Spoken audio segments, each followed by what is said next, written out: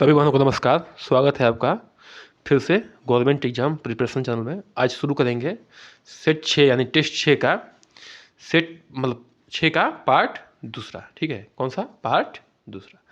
और इसमें पहुंचेंगे क्वेश्चन नंबर 26 से लेके 50 तक। आशा है सभी भाइयों का जो है तैयारी अच्छी चल रही होगी और हम भी पूरी सपोर्ट में लगे हैं कि आपकी तैयारी अच्छी हो। ठीक है, चलिए क्वेश्चन शुरू करते हैं। क्वेश्चन नंबर 26 से,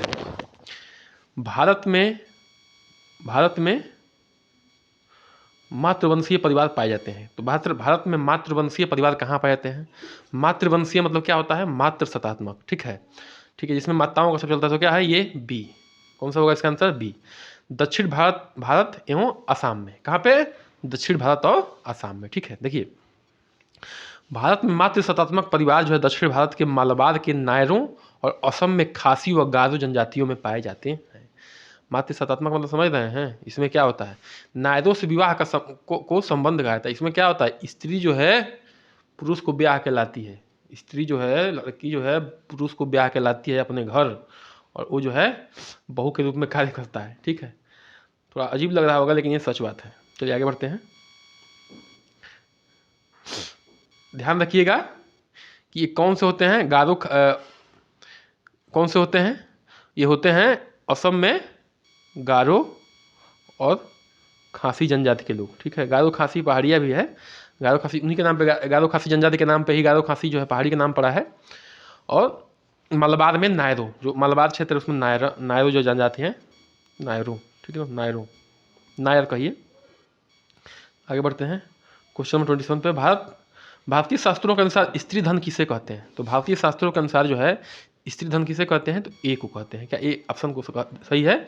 उसके स्वयं के विवाह के समय तथा उसके पति के परिवार में अन्य किसी अवसर पर उसे दिया गया धन जो है वह वस्तु है। ठीक है, उसके स्वयं के विवाह के समय पर तथा उसके पति के परिवार में अन्य किसी अवसर पर उसे दिया गया धन क्या होता है? वो होता है स्त्री धन। ठीक है, चलिए वेस्टरमार्क ने बहुपति विवाह का सबसे महत्वपूर्ण कारक किसे कहा है? ठीक है, वेस्टरमार्क ने बहुपति विवाह का सबसे महत्वपूर्ण कारक किसे कहा है? तो वो कहा है बी, लिंग अनुपात में असमानता। अगर जो है पति लड़के कम रहेंगे, नहीं सॉरी, लड़के अधिक रहेंगे।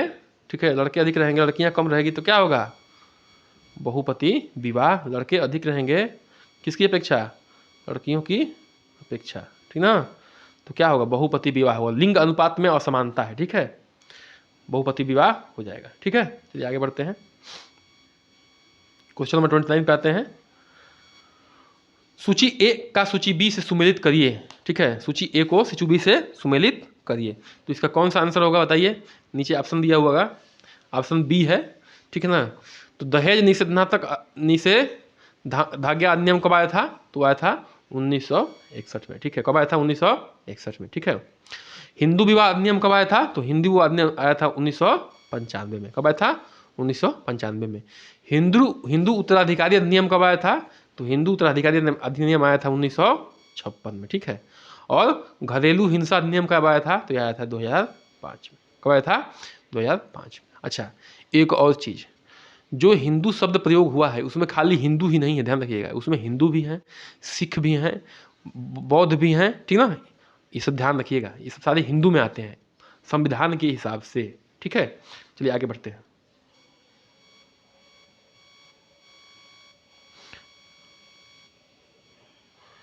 तीसरा, निम्नलिखित भाषाओं में से कौन से संविधान की 8वीं अनुसूची में शामिल नहीं है?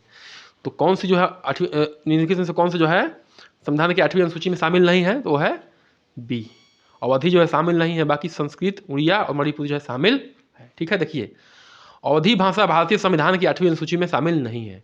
8वीं अनुसूची जो है में भारत के 22 भाषाओं का उल्लेख किया गया है। कितने भाषा हैं? देखिए 8वीं अनुसूची में कितने भाषा हैं? 22 भाषा। याद करिएगा, ये भी आ सकता है, 22 भाषा है। ठीक है, 22 भाषा है। ठीक है, बिल्कुल अच्छा क्वेश्चन है। मूल रूप से 8वीं अनुसूची में 14 भाषाएं थी, और सबसे पहले कितनी भाषाएं थी? ये 22 नहीं थी, सबसे पहले जो है कितनी थी? ये 14 थी। बाद में जो है बढ़ते बढ़ते संशोधन करके जोड़ते जोड़ते कितनी हो गई? अब 22 हो गई है। ठीक है, वर्ष 1967 में सिंधी को और वर्ष 1992 में कोंकणी को जोड़ा गया। ठीक है, कोंकणी, मणिपुर और नेपाली को जोड़ा गया। नेपाली को 8वीं सूची में शामिल किया गया, जबकि वर्ष 2003 में मैथिली, संथाली, डोगरी और बोडा भी शामिल किए गए। इस तरह कहने का मतलब है कि इतना याद नहीं रखना है आपको। कहने का मतलब है कि सबसे पहले कितनी भाषाएं थी भारतीय संविधान में 8वीं सूची में, तो वो थी 14 थी। बाद में अब बढ़ के कितनी हो गई है 22। ठीक है, ठीक है ना। अब ये अवधि नहीं है, ध्यान रखिएगा। चलिए 31वां पाते हैं, क्वेश्चन नंबर 31 पे। हिंदू विवाह अधिनियम 1955 में मनाही है। किसका मनाही है? तो हिंदू विवाह अधिनियम 1955 में किसकी मनाही है? तो सी का, संपिंड विवाह का। ठीक है, हिंदू विवाह 1955 में संपिंड विवाह मनाही है। माता एवं पिता दोनों पक्षों में से 3 पीढ़ियों के संपिंडों में परस्पर विवाह पर रोक लगाई गई है। ठीक है, परंतु किसी समूह की प्रथा या परंपरा द्वारा यह स्वीकृत है तो ऐसा विवाह वैध माना जाएगा। देखिए, कहने का मतलब है कि 3 पीढ़ी को इसलिए रखा गया है क्योंकि देखिए ये जेनेटिकली प्रूफ है कि अगर आप जो है उसी परिवार में, एक ही परिवार में शादी करते हैं, चाहे या देखिए वंश शादी क्यों हर धर्म में क्यों रोक है? इसलिए रोक है कि जब शादी करेंगे तो क्या होगा, जेनेटिकली जो है बच्चे अपंग होंगे, कमज़ोर होंगे, जो है बच्चे सक्सेस नहीं होंगे। ठीक है, इसीलिए जो है अलग अलग जो है जीन्स को चेंज किया जाता है। पहले भी इसका मानता है गोत्र तो देखा जाता था, इसी मुख्य कारण इसका यही था कि जेनेटिक्स को चेंज किया जाए। ठीक है, तो 3 पीढ़ी मना ही है, लेकिन अगर भाई मान लीजिए कि कोई किसी संस्था जैसे किसी परंपरा में है किसी के, तो उसको रोका भी नहीं जाएगा। क्यों? क्योंकि सरकार जो है किसी के खिलाफ डायरेक्ट नहीं जाती है। जनसंख्या घनत्व के सिद्धांत से कौन संबंधित है? तो जनसंख्या घनत्व के सिद्धांत से कौन संबंधित है? तो 22 का हो जाएगा, 32 का हो जाएगा डी, दुर्खीम। ठीक है, बहुत अच्छा क्वेश्चन है। दुर्खीम के अनुसार श्रम विभाजन का प्रत्यक्ष संपर्क जनसंख्या घनत्व से है। श्रम विभाजन का डायरेक्ट प्रत्यक्ष घनत्व संपर्क किससे है? जनसंख्या घनत्व से। इनके अनुसार जनसंख्या का बढ़ना श्रम विभाजन के विकास का कारण बन जाता है। ठीक है, चलिए धीरे धीरे आगे बढ़ते हैं। क्वेश्चन नंबर 33 पे आते हैं। परिवार कल्याण कार्यक्रम की किन सेवाओं को RCH सर्विसेज के नाम से चलाया जा रहा है? ठीक है ना, परिवार कल्याण कार्यक्रम के किन सेवाओं को RCH सर्विसेज के नाम से चलाया जा रहा है? तो कौन सा बताइए? 33 का हो जाएगा आपका ए। 33 का हो जाएगा ए।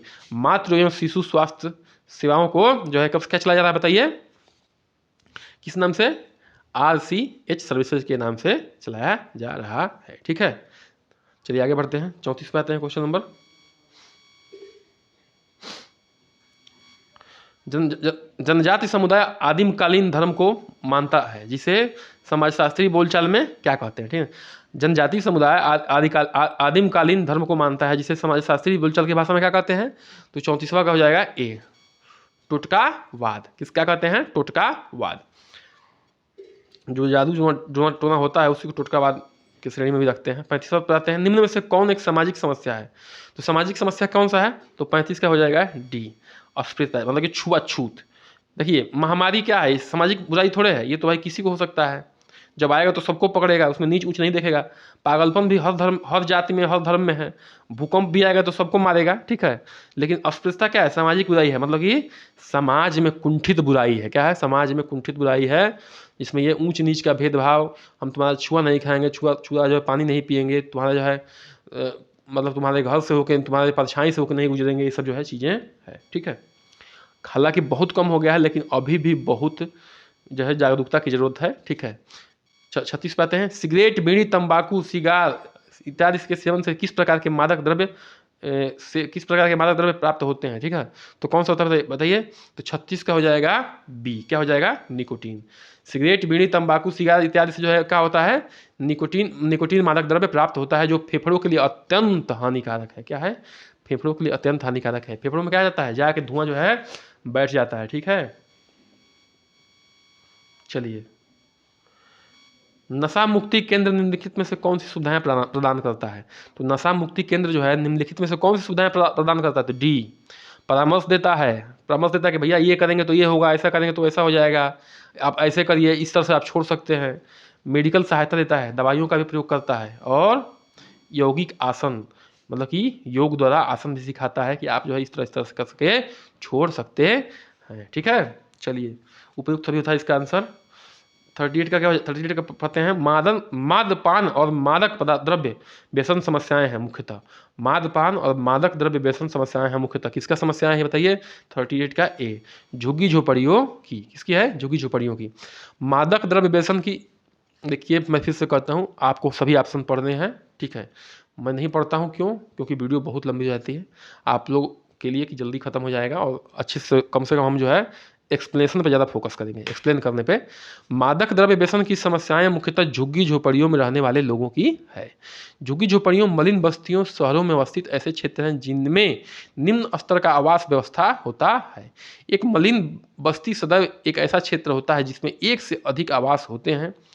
डिगिंसन के अनुसार झुग्गी झोपड़ियों या मलिन बस्ती नगर के उस भाग को कहते हैं जहां पर मकान रहने योग्य न हो और जहां का वातावरण नागरिकों के स्वास्थ्य एवं उनके नैतिकता के लिए हानिकारक हो, जहां निम्न आर्थिक स्तर पर उच्च अपराध दर पाई जाती है।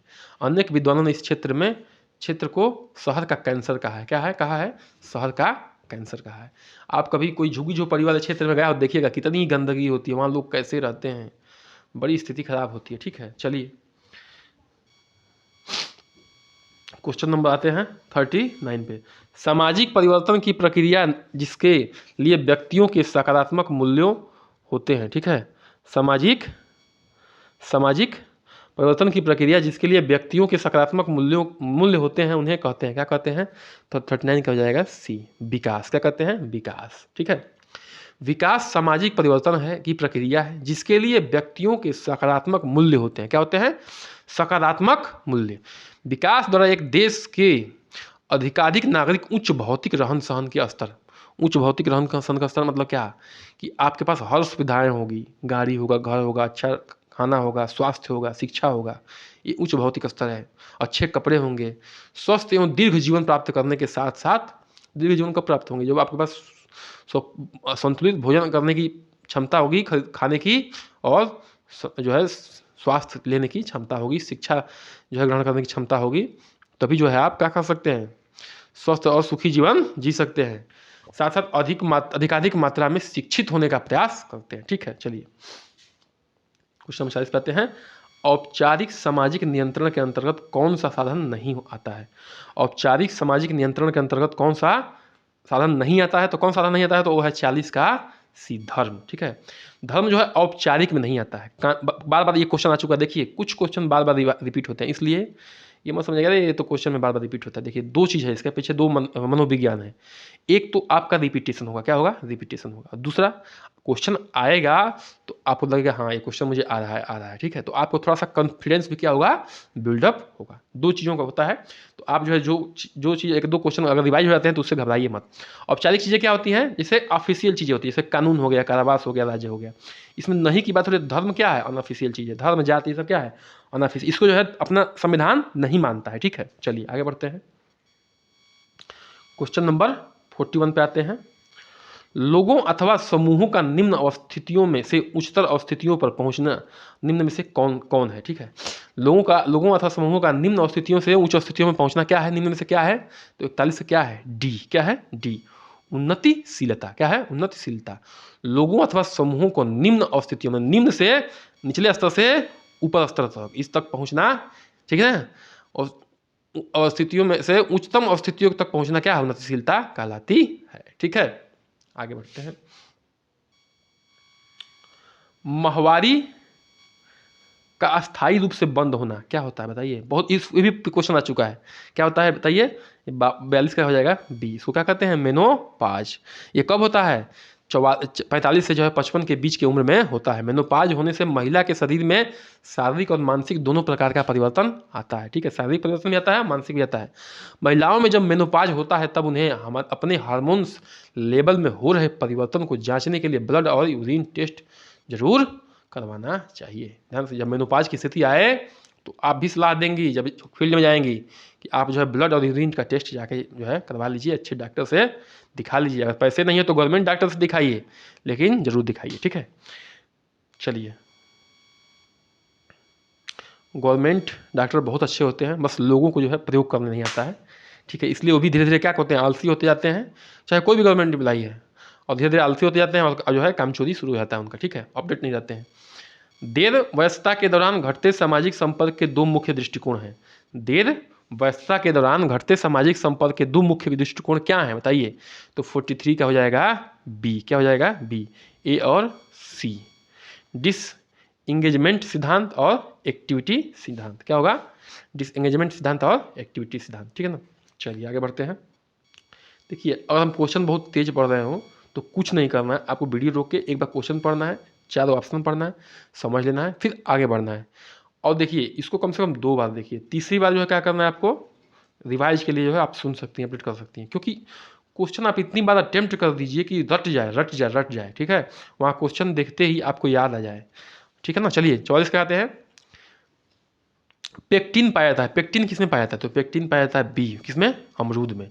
पेक्टिन सामान्यतः नींबू प्रजाति फलों, सिट्रस अमरूद, मतलब कि नींबू की जो प्रजाति के फल हैं, जैसे अमरूद हो गया, सेब हो गया, गुसबेरी हो गया, क्वींस हो गया आदि में पाया जाने वाला एक पाली या स्टार्च है। क्या है? स्टार्च है, जो इन फलों के कोशिका भित्तियों में पाया जाता है।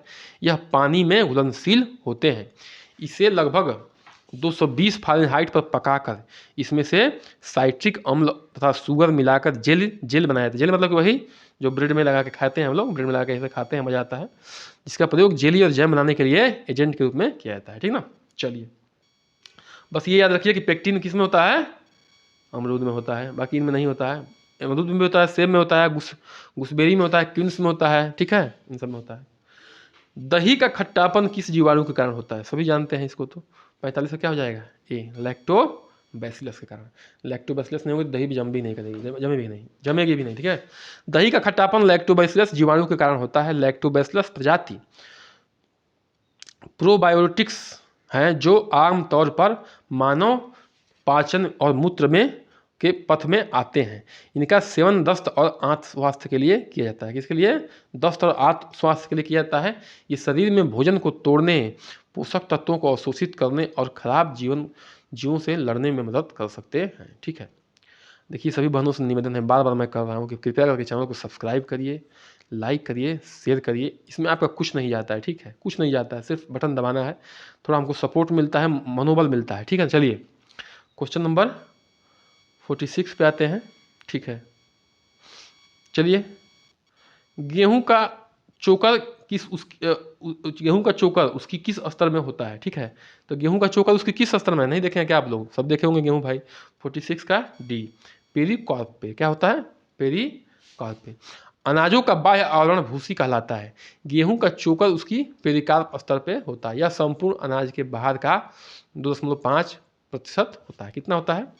जो एक गेहूं का जो है 2.5% जो है क्या होगा? वो पेरिकार्प होगा, माने चोकर होगा, ठीक है, ऊपरी आवरण पाया जाता है, ठीक है। देखिए ये क्वेश्चन है, FSSAI का पूरा नाम क्या है? ठीक है, FSSAI का पूरा नाम क्या है? ये बार बार जो है किसमें आता है? आपको किसी अच्छे प्रोडक्ट को लेंगे, ठीक है, किसी अच्छे कंपनी के प्रोडक्ट का, तो FSSAI का मार्क जो है लगा रहता है। तो कौन सा है? फूड का क्या हो जाएगा? फूड हो जाएगा C, food safety and standard authority of India. Food safety and standard authority of India ये इसलिए दिया जाता है कि ये जो भी प्रोडक्ट है वो आपके स्वास्थ्य के लिए क्या है? लाभदायक है, हानिकारक नहीं है। FSSAI का मार्क तभी गवर्नमेंट लगाती है। चलिए आगे बढ़ते हैं, 48 पे आते हैं। निम्न में से कौन से खाद्य में क्लोस्ट्रीडियम बोटुलिज्म विषाक्त पैदा होने की संभावना हो सकती है? ठीक है, विषाक्त मतलब कि क्लोस्ट्रीडियम बोटुलिज्म विषाक्त पैदा होने की संभावना हो सकती है। तो 48 का क्या होगा? ए, कम अम्लीय खाद्य में, ठीक है ना, कम अम्लीय कम खट्टा खाद्य में जो है ये सब जो है विषाक्त होने की संभावना हो सकती है। ये 50वां पे आते हैं।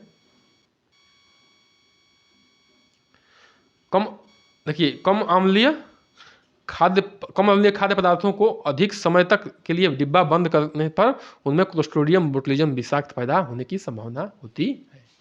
49 पे आते हैं। किशोरावस्था की एक अवधि है। किशोरावस्था की एक अवधि है, क्या है बताइए? तो 49 क्या हो जाएगा? ए, अत्यधिक संवेदनशीलता, ठीक है, अत्यधिक संवेदनशीलता होता है इसमें, ठीक है ना। क्या होता है? देखिए देखिए इस किशोरावस्था में बालक के व्यवहार में पाई जाने वाली अस्थिरता जो है अपनी पराकाष्ठा पे होती है, पराकाष्ठा पे पहुंच जाती है। कब? 9 से लेकर 12 तक के जो पढ़ने वाले बच्चे हैं उनकी, 9 में से 12 तक। इसलिए इसे तूफान या तनाव की अवस्था कहते हैं। इसमें तूफान और तनाव की अवस्था कहा गया है, किसे? स्टेनले हॉल ने कहा है। इस अवस्था में शरीर और ग्रंथियों के परिवर्तन के कारण संवेगात्मक तनाव बहुत बढ़ जाता है। गेसेल के अनुसार इस आयु में वह अपनी संवेगों पर नियंत्रण करने की प्रबल इच्छा निश्चित रूप से रखता है। इस पर ज्यों ज्यों पूर्व किशोरावस्था समाप्ति की ओर बढ़ती है, त्यों त्यों क्या होता है? पूरा परंपरागत तूफान और तनाव के प्रमाण कम होते जाते हैं।